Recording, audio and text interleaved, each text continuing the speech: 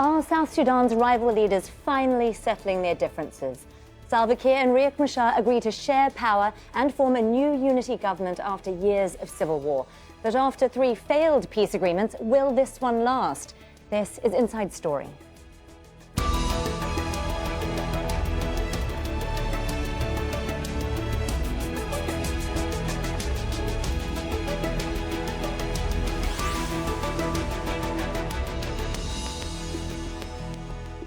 Hello there and welcome to the programme. I'm Nastasya Tay. Peace is finally here. That's the promise from South Sudan's President Salva Kiir after signing the latest power-sharing agreement with his rival. But after 2 similar agreements collapsed, many are asking if they've really got it right this time round. Riek Machar has once again been sworn in as vice president. Their rivalry has triggered a civil war that's killed at least 400,000 people and displaced millions. Both sides have been accused of recruiting child soldiers, mass rape, and starving the South Sudanese people. Hiba Morgan reports from the capital, Juba. The people of South Sudan. In a scene similar to that witnessed in April 2016, after a peace deal signed a year earlier, opposition leader Riek Machar is once again sworn in as the country's first vice president. And so began a new transitional period for South Sudan after more than 5 years of war. I want to assure you, we will work collectively to end your long suffering. And bear true allegiance. 3 other vice presidents were also sworn in. A 5th is yet to be appointed. It comes as part of a revitalized version of a 2015 peace deal aimed at ending the war which started in 2013. The deal brings together several opposition groups. It also gives all sides shares in the government cabinet and the legislative assembly. The journey towards peace may have been long and difficult, but we are finally here. But swearing in vice presidents is only the beginning. The new government has many challenges ahead before elections are due to be held in 3 years' time as part of the deal to end the war. South Sudanese are suffering from high inflation as a result of the years of conflict, with hundreds of thousands unable to afford basic goods. Corruption is also a concern. And with the humanitarian effect of the conflict, many are hoping for improvement during the transitional period. A quarter of the country's 12 million people have been displaced as a result of fighting. And more than half rely on food aid, with 1.2 million of that being children. We cannot expect a complete trust among the different parties, but there is an element of basic trust that each of the, representatives in the government needs to have. A lot of hope is spent on the new government after years of conflict. Hiba Morgan, Al Jazeera, Juba. Well, fighting started just 2 years after South Sudan won independence from Sudan back in 2011. The rivalry between Kiir and his deputy Riek Machar triggered a war in 2013.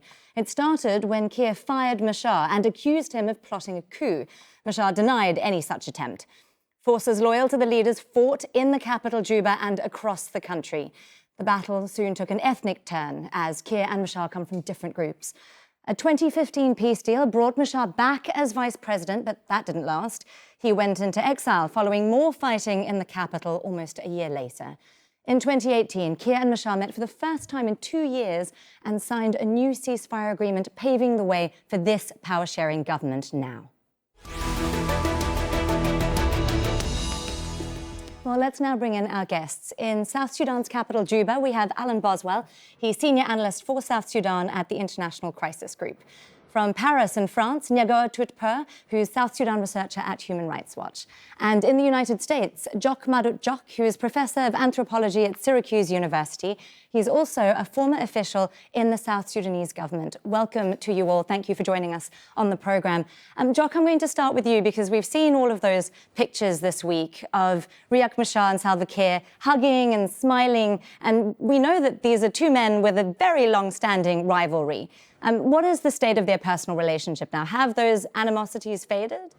Certainly not. The animosities may be being masked in hope that this will now transition the country away from gun violence into a state where people might be able to rebuild the country and rebuild the relationships.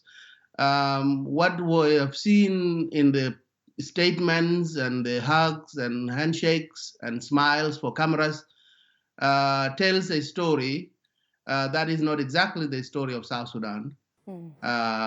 What they have said is one thing, but what they have left unsaid is really what ails South Sudan, which is that the government being formed today in Juba is not about the country whatsoever. It's not about the people who have suffered so immensely. It's mainly about appeasing themselves and appeasing the parties that have brought carnage to the country. And that really leaves South Sudanese wanting for more and looking in the eyes of this gentleman for signs that these hugs and handshakes really do translate into peace in the lives of everyday people. Right now, nobody is holding their breath. Sure, so a lot of skepticism here.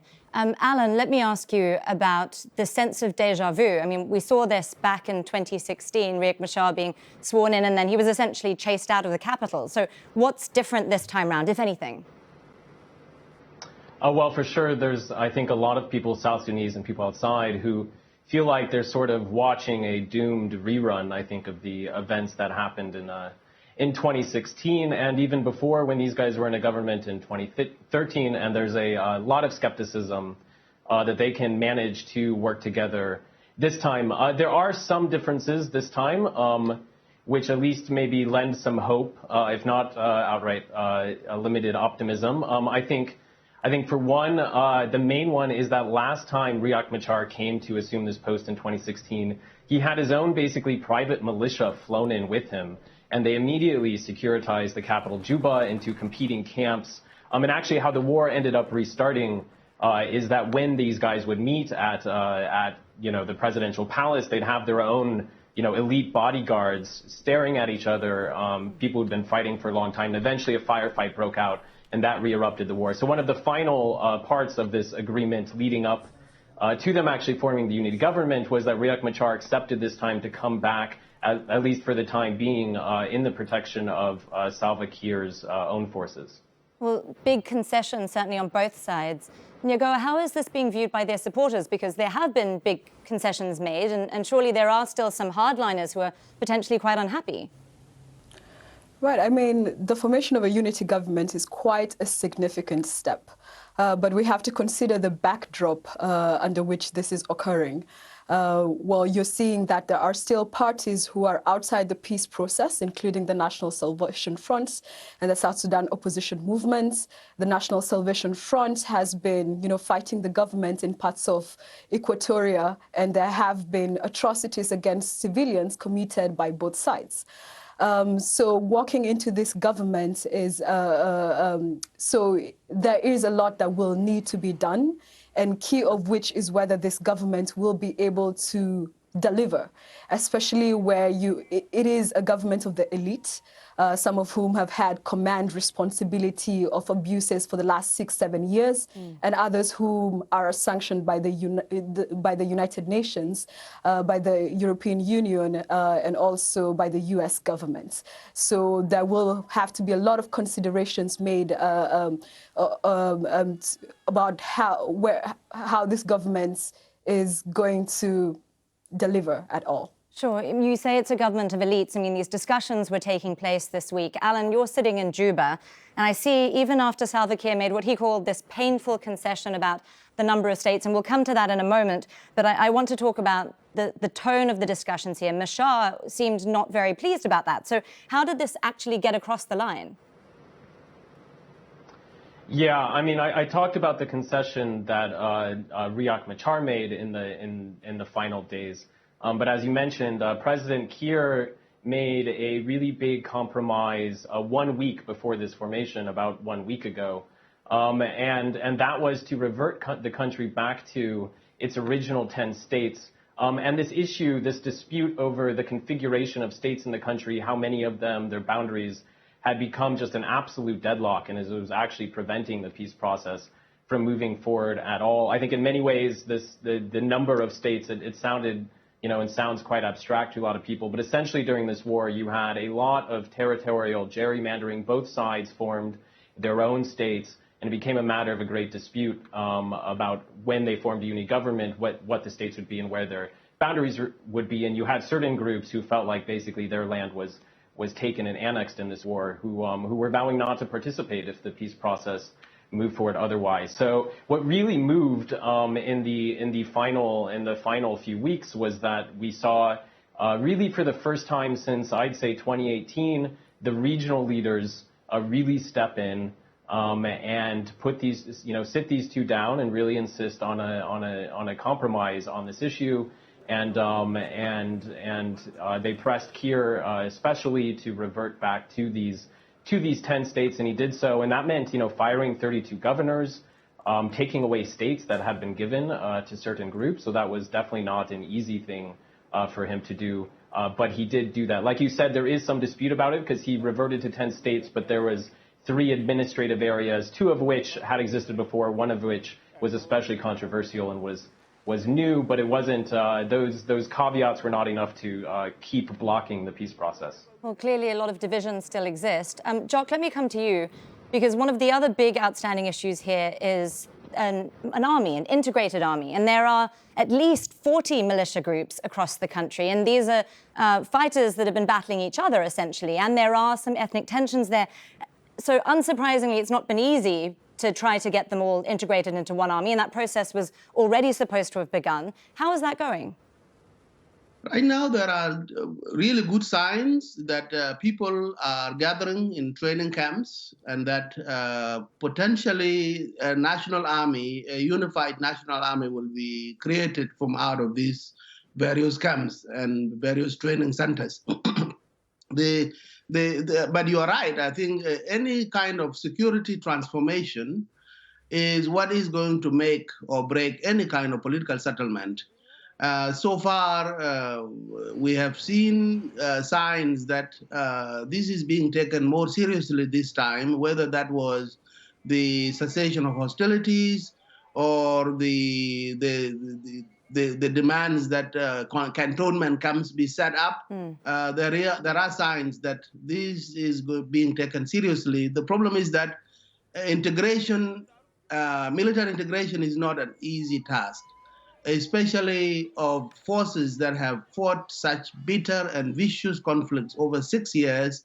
The agreement on forming a unified military is being done begrudgingly, in the sense that some of these commanders don't want to see eye to eye, but are forced by the realities. The fact is that the government being formed in Juba is being seen from the security point of view. And if security is at the forefront and of all the issues confronting the country, many citizens in South Sudan will say they will believe it when they see it. Sure, but they're not being included. This transitional government is going to silence the guns, and that is the only sense in which it is being celebrated. I want to bring in Nyagoah here because I see you nodding, and I want to ask, you've been documenting human rights abuses around the country, and there have been multiple instances of ethnic cleansing over the course of this conflict. And obviously these tensions and these memories still exist. How is this going to be addressed, especially when it comes to people returning home to their livelihoods, essentially? Because a lot of this is related to land and livelihoods. Before I get on that point, just to piggyback onto Jock's point on security sector reform, this has never been an easy process in South Sudan. And past experience shows how it has been fraught with issues of political will. And so what we're seeing right now is, government forces have not been contoning for the last couple of months. And although we're seeing opposition forces contoning, we're not seeing the same on the side of the government, particularly the National Security Service sees itself outside the peace process and are not contoning.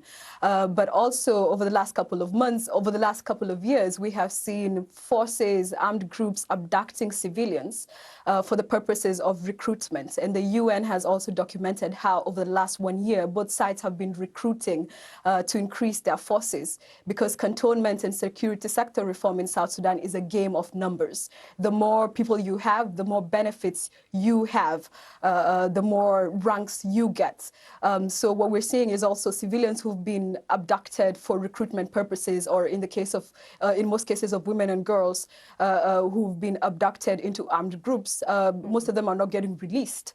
And we're seeing commanders using the security sector reform process and DDR as an excuse for retaining some of the civilians within their ranks. And this itself is, this itself amounts to a war crime. And so how is this supposed to be addressed? The peace agreement in South Sudan that has brought this unity government is not just about power sharing. There has been an over-focus on governance and power sharing. But the peace agreement has numerous chapters, one of which is Chapter 5 on transitional justice. So there is envisioned reparations, a hybrid court that is supposed to be established together with the African Union, a mechanism for truth, reconciliation, and healing. And, listening to the speeches of the leaders of the last 2 days, it's been about reconciliation. But in actual fact, 6-7 years of this kind of crisis, we have seen brutal abuses, and some of which are still going on. And so it will be one of the benchmarks and one of the important issues that we hope to see, and that even civil society have been pushing for, is accountability, the establishment of these justice mechanisms, the establishment of reparations bodies, because this unity government is just a vehicle to elections and permanent constitutional reforms and other reforms. It is just a tool, a means to an end. A means to an end and a unity government in name, and we do have that, but I'm wondering, as we're talking about, if it'll actually change anything on the ground. So I do want to take a look at what life is like for millions of South Sudanese, and we have a few numbers here, and they tell a fairly grim story. The UN says close to 1.5 million people are internally displaced, 2.25 million are refugees and asylum seekers. More than half the population is suffering from severe food shortages. That's 6.5 million people. And South Sudan is one of the world's poorest countries. 82% of the population live on less than $1 a day, and 65% cannot read or write. Alan, I know you've been up north over the last few weeks in some fairly remote areas. Tell us a little bit about what you saw there. Yeah, I think it's really difficult to understate just how shattered South Sudan is from this civil war. I was up in Raja, which is in the far northwest of the country. It's not far from Darfur in Central African Republic. And there you just saw, you just drive and you go through just empty neighborhood after empty neighborhood. Houses destroyed, walls caved in, their roofs are stripped. It looks like the town is little more than a ghost town. You have some core population, but that's about it. Most fled during the war. Some went to rebel-held territory. Others, a bunch of them went up. They fled to Sudan, to the refugee camps. And you can imagine how terrible conditions must be if you're fleeing into Darfur for refuge. So and that's a situation I've seen like all over the country really. And I mean, and also just in terms of the ethnic animosity from this war, I mean, I think it'll take generations, really, if we're being honest, it'll take generations for South Sudanese, I think, to fully reconcile and really rebuild from this war. But definitely it'll take some time. It'll take quite a lot of time, and that process really won't start until South Sudanese really have the confidence to return home, which will require these two leaders, I think, really showing that they're at least willing to put what's necessary forward so that they can at least keep the country from going back into conflict. And I think that will also take some time. Jock, let me ask you that question then that Alan just posed. Can people return home? Such a huge proportion of the population remains in these IDP camps. Is there a sense of growing trust here? Hardly any sense of trust just yet. I think it takes money to bring the country back from the debt economically. It takes money to return and rehabilitate such a huge number of people that have been affected by war. And South Sudan has huge resources coming from oil. The question is, will these resources be used to domesticate peace? Or will they be used to appease the leaders and to cushion those who have been fighting the signs are that it is the latter and not the former. That the leaders forging this alliance in Juba, what is bound to be a huge government, a huge military, will take much of the expenditure, and very little of the oil resources will be invested in actually rebuilding the country. I'm not even talking about rebuilding the infrastructure, which is not even on the radar screen. I'm talking about rebuilding the people themselves, reforging ethnic relations that have been so wrecked by this conflict. Sure. It's going to take a lot of political will, and it's going to take a lot of money, which South Sudan doesn't have at the moment. And the international goodwill has been exhausted long ago, such that very little will come in from outside.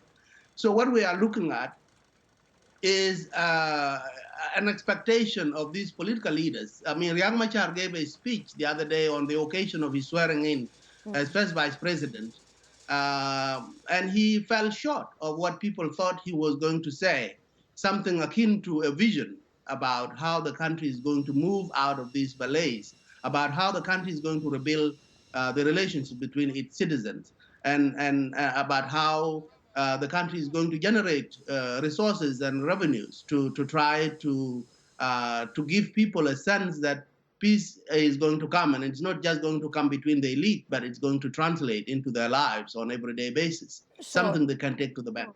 I do want to ask about the money because, Alan, I know you've been doing some work on corruption issues here, and we're talking about the need for more resources in South Sudan.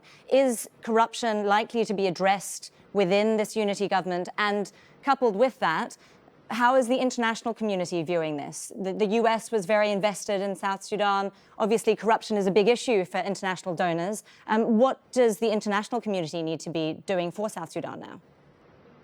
I mean, corruption's a massive issue here. I will say that, this isn't something new, and even well before South Sudan's independence, it was well known by the international players, including the U.S., that corruption was absolutely rife within the South Sudanese government, what was then about to become a state. This has recently become a major target for the U.S., but this was something that was well known before the country got independence, at a time when many people were backing that bid, and there was a lot of optimism about it. So ever since we've seen really this government formed from 2005, and then after, we've seen just the elite really loot this country of its resources. And while they agreed in the peace deal to change that and do reforms, I think as Joke noted, that very few people really have much optimism on that front. In fact, a lot of people see the sort of opposition who's coming in as people who've been sitting outside with very few resources for many years, and they'll be eager to find their own turn to eat, is the phrase. So this is something that is going to remain a huge problem. But I will say it's also the thing that's probably going to unfortunately limit, I think, the amount of international support South Sudan receives in what should be a massive rebuilding effort. Mm-hmm. And so if the government is serious and wants those funds, it's going to have to make some steps on reforms and real transparency if it's expecting, I think, significant international support for rebuilding the country. Nyagoah, I want to briefly give you the last say here, because I want to ask you what I think is a critical question here. I mean, this is a real opportunity for South Sudan. How optimistic are you that it won't be squandered? There is cautious optimism across the board. It is a significant step that a unity government has been formed, but we also have to consider the circumstances and the backdrop under which this government is going to be, operating. You have power in the center among, a president, a first vice president, and 4 other vice presidents, one of whom has yet to be appointed. So a lot is going to depend on, relations at the center as well as security sector reform. But, one of the key lessons of the collapse of the government in July 2016 is a lack of sustained international pressure, or a lack of, an international coalition or mechanism under which, can ensure that in the case of backtracking or in the case of possible collapse, there is reneging. I know Jock and Alan have both pointed out why goodwill has been squandered. But I think it is an opportunity, because this is something we see on South Sudan. The international community will come in full force and then pause, take a step back, and things go wrong. So I think it is very important for South Sudanese regional partners, the African Union, IGAD, and also international partners, including donors, to ensure a sustained and concerted pressure where we can see reforms. Huge, huge challenges ahead, but clearly a moment for the world to be looking closely at and supporting South Sudan. We'll leave it there, but thanks to all of our guests. That's Alan Boswell, Nyagoah Tutper and Jock Madut Jock, and thank you too for watching. You can see the programme again anytime by visiting our website, that's aljazeera.com. And for further discussion, do go to our Facebook page. That's facebook.com/AJ Inside Story. And you can also join the conversation on Twitter. Our handle is @AJ Inside Story. From me, Nastasya Tay, and the whole team here in Doha. Bye for now.